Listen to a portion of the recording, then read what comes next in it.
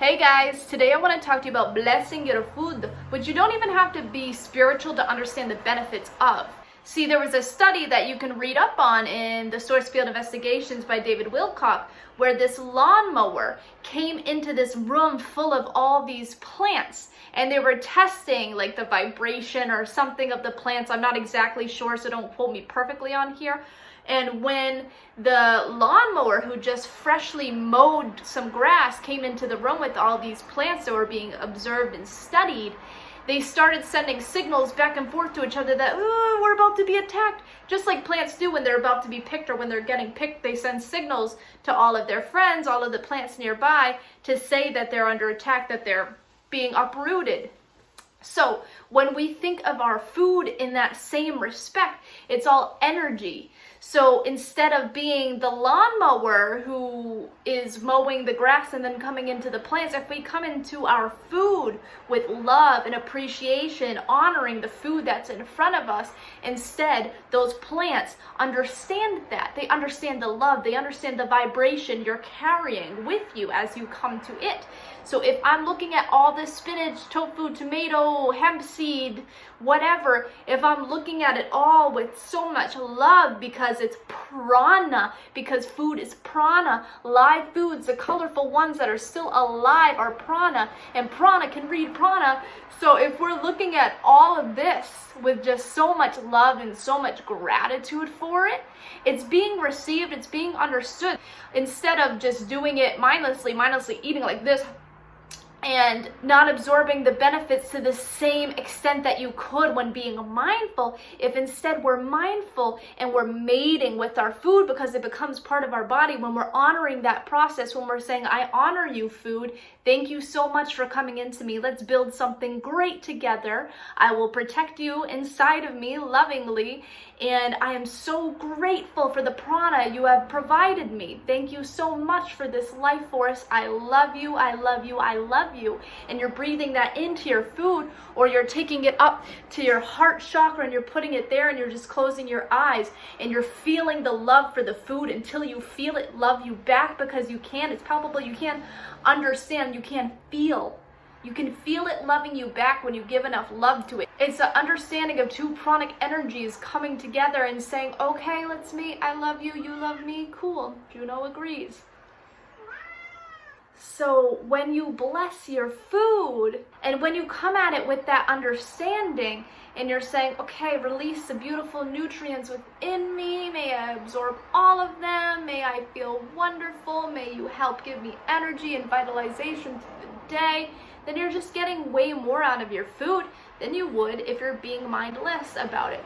Being mindful really allows the perfect partnership, the perfect pairing between what you eat and what you are, because we're made up of this stuff. So why be made up of so many plants or animals or whatever that are afraid inside of you, that you're swallowing, that have fear in them? Instead, you can inject love into them by remember your loving beingness and providing it for them and giving them the proper respect, and then them also giving it right back to you. So it's right here. It's something we eat multiple times a day. It's a little benefit. It's a little boost. Make it a boost.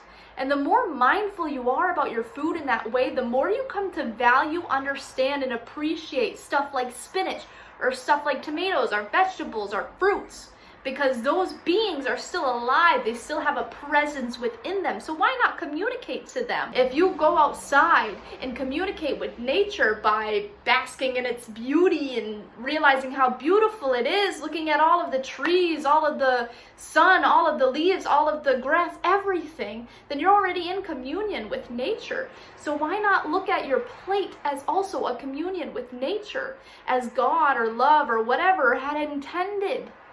All these live, pure foods that are completely enriching and beautiful and made for you, and put there to sustain your own prana, put there to build your prana. Why not make it a build of prana?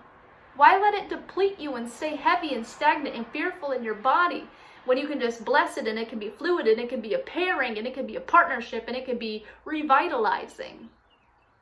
There are so many different things you can do to ground yourself, to to honor nature, honor whatever, but this simple thing we do all the time, and oftentimes in our culture in America, we forget to do this simple thing because we're such in a rush-paced environment that we don't sit down and appreciate the food in front of us. In this kind of culture, we often forget how important it is to do this simple and easy task. And even when we do know to do this simple and easy task, we may neglect it because we're in such a rush. We're in such a rush to get from this task to the next, to the next, to the next, constantly filling our schedules and our days. But guess what? We always have to eat. You always have to eat, unless you're a breatharian. But you always have to eat. So if you're eating and you're doing it anyways, why not do the practice anyways? You don't have to sit there and meditate on it for hours. Put it to your heart. Give it love. Feel it loving you back. Feeling it go into your body with so much love and being absorbed so perfectly. And it's the perfect mating. It's a perfect partnership. Open your eyes and then eat the food. Honor each bite. Feel the life force in each bite. Build your life force by literally building your life force, because guess what? This becomes part of you. So build it together. Hit the subscribe. Hit the subscribe. Hit the subscribe. Hit the subscribe. Hit the subscribe.